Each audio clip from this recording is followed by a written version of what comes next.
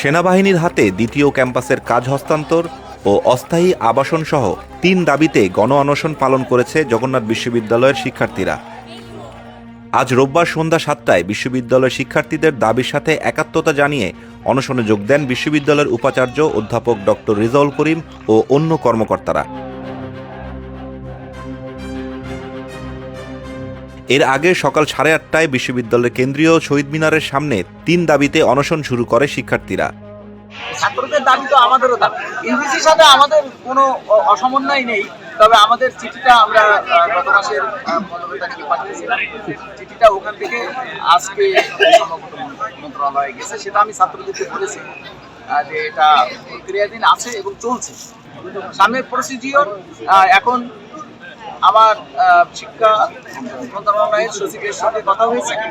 উনি বলেছেন যে যতগুলো স্টেক হোল্ডার আছে, যেমন ধরো ইউজিসি, আমরা, তারপরে শিক্ষা মন্ত্রণালয়, ইভেন সশস্ত্র বাহিনী বিভাগ, তাদের সবাইকে নিয়ে বসার উদ্যোগ তিনি এবং জরুরি ভিত্তিতে নিই কর্তৃপক্ষের যে কথা বলেছে, তাতে আমি ব্যক্তিগতভাবে মনে করি যে তারা যেহেতু একটা কমিটমেন্ট করেছে, তো সেই হিসাবে ওনাদের সঙ্গে আমরা বসবো।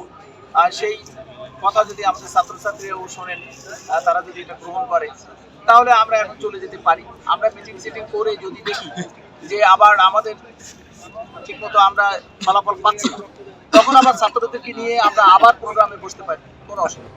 তাদের অন্য দুটি দাবি হল পুরান ঢাকার বাণী ভবন ও ডক্টর হাবিবুর রহমান হলের স্টিল বেসড ভবনের কাজ দ্রুত শুরু এবং শেষ করতে হবে। যতদিন পর্যন্ত আবাসন ব্যবস্থা না হয় ততদিন পর্যন্ত ৭০% শিক্ষার্থীর আবাসন ভাতা নিশ্চিত করতে হবে।